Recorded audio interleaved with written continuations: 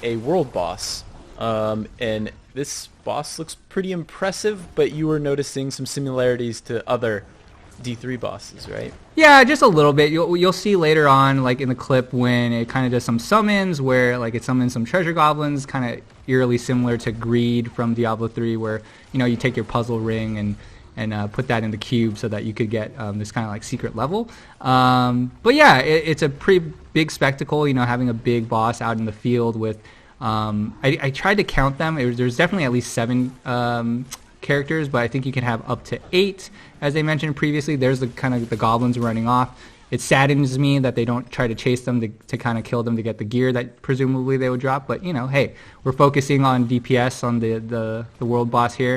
And I think the other one cool thing that I noticed is it kind of feels a little bit like Monster Hunter-y, where, at the start of the fight, the boss isn't as beat up. It doesn't have as many scars, but kind of like over time, you kind of see a little bit more like cuts and a little bit more bleeding from the boss. But yeah, just cool to have an open area where you can kind of team up with other players and kind of tackle a big boss, and get some hopefully good gear.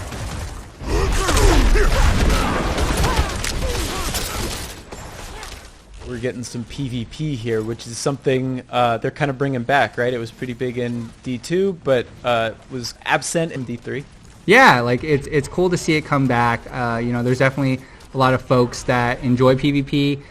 So don't know how it'll interact with, what end game or like mid game looks like, or what kind of rewards you even get from it. But, it does give that extra flavor of kind of builds and gear that you might want to use specifically for PvP that might not be necessarily good for PvE, but, is catered to just fighting other players. Diablo timeline, but I know there's a lot of folks that enjoy the class, and we're getting to see kind of just some tried and true, right? Some corpse explode and kind of going through a dungeon with just a golem, which is interesting because the Necro's known so much for being a summoner class, and we're gonna see some variations of the Necromancer gameplay throughout this kind of first clip.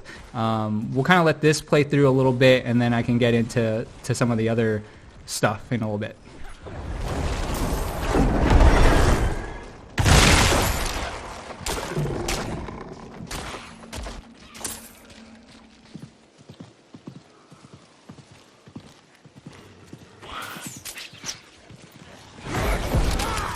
Now we're out in the kind of like open world. Here, different class kind of build here. You have skeletal warriors, you have skeletal mages. what looks like maybe teeth from kind of Diablo 2 or a variation of Bone Spear, as well as some cursing going on. We don't get context in terms of like what exactly each of those skills are. The only thing that I saw through these clips that we got are just more about the different variations for the summoning, which is, the primary core of a Necromancer. But, I can kind of break some of those down. So the Skeletal Warriors that are kind of out there right now are probably either Skirmishers or Reapers. There's three variations: Skirmishers, Defenders, and Reapers. The Defender, which is the only tooltip that we got through this kind of gameplay, is geared towards having durable shield bearers with 15% more life. You'll see some Defender Skeletal Warriors later in the later part of this clip, but you can upgrade it one of two ways. One of the ways, every 10 seconds your skeletal defenders will negate the next instance of direct damage they would take.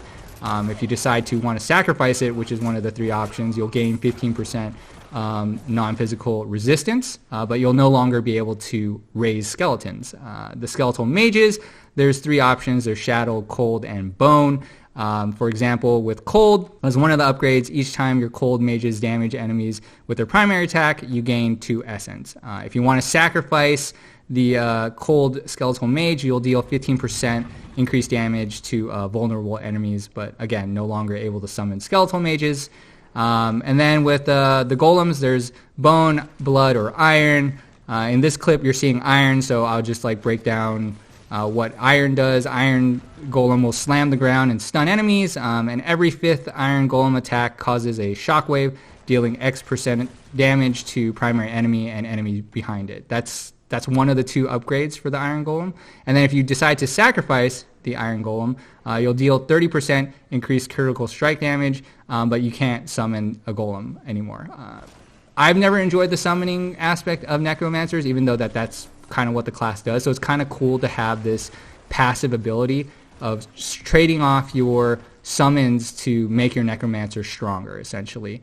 But what we're seeing in this clip is you have the Defender skeletal warriors that I mentioned, as well as Iron Golem. There's legendaries that they're not picking up, presumably to keep some of that hidden, although I know a lot of folks probably want to see what those are. And then you have either a Bone Spear kind of variant where it is hitting the wall and then bouncing back and kind of making 3 bone shards, or smaller bone shards. Don't know if that's an upgrade for Bone Spear or Teeth. I'm not sure which one it is. That looks more like Bone Spear though. Or if it's kind of a legendary effect that's on one of the Necromancer's items right now on this specific character. One thing to just note, a lot of that information you gathered from a build that's not final. So some of that could change, so don't take everything as gospel that we're saying. But anyway. Diablo IV is the next generation of action RPG, melding monster slaying and loot collecting with a fully realized open world. It's not for the faint of heart. It's gory and unnerving. It's creepy. Diablo IV is all about player choice. It takes all of the pillars of a Diablo game and just expands them with all of the new features that people really love and appreciate in modern games. Whoever you see yourself being, you can create in Diablo IV. It's important to include robust character customization because then I can play the fantasy that I want to play.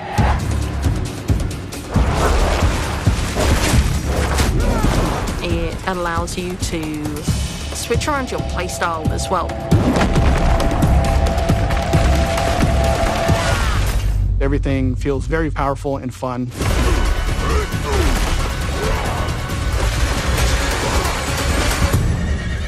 One of the really cool things about having an open world is your journey that you take throughout Diablo IV is your own. There's no linear path that you have to follow. We've got almost 150 dungeons in the game. There's all kinds of surprises as you're exploring. Strongholds are an enemy territory that you need to reclaim. You might have a space that begins as a hostile area, but after you've cleared it out, the evil in this place has been cleansed. It now becomes a friendly town. Sometimes it's a new town, sometimes it's a new dungeon. There's a whole bunch of rewards that you get. and you have a real impact on the world as a result. No, you can't leave us here. They might come back any moment. Local events are really cool little story segments that happen within the open world. You'll just be running through the world, and then a local event will pop up, and you can choose to participate in it or get a group together and just wail on these like giant world bosses. These are events that take a lot of people, and you really have to work together. Being able to see all the players on your screen, collaborating, trying to take this big monster down, it's epic.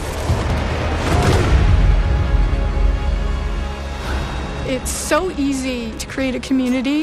It makes Diablo more of a social experience. We've got fully enabled crossplay. If you have an Xbox and your buddy has a PC, you're going to be able to group up. Or you could play couch co-op. 2 people on a couch can sit there and have a great experience. We've created specific zones where players can engage in PvP. If you go there, you can start swinging away at people. But you're also opening yourself up to being swung at. If you're like really, really good, the game actually marks you as like a champion on the map. You basically become a loot pinata, and everyone wants to chase you down. The last story mission is really the beginning of a whole different part of the journey. Now you're set up for the end game, and that end game is rich with things to do that allow you to get more and more powerful. Whether it's new items or new dungeons or new Paragon boards, every single time you come back to play Diablo IV, there's going to be new stuff for you to experience. And it's something that we're going to support for years to come. I'm really excited for folks to get their hands on Diablo IV. Just to see millions of people really enjoying the different options. Through the campaign, local events, couch co-op, endgame, PvP, it almost doesn't end.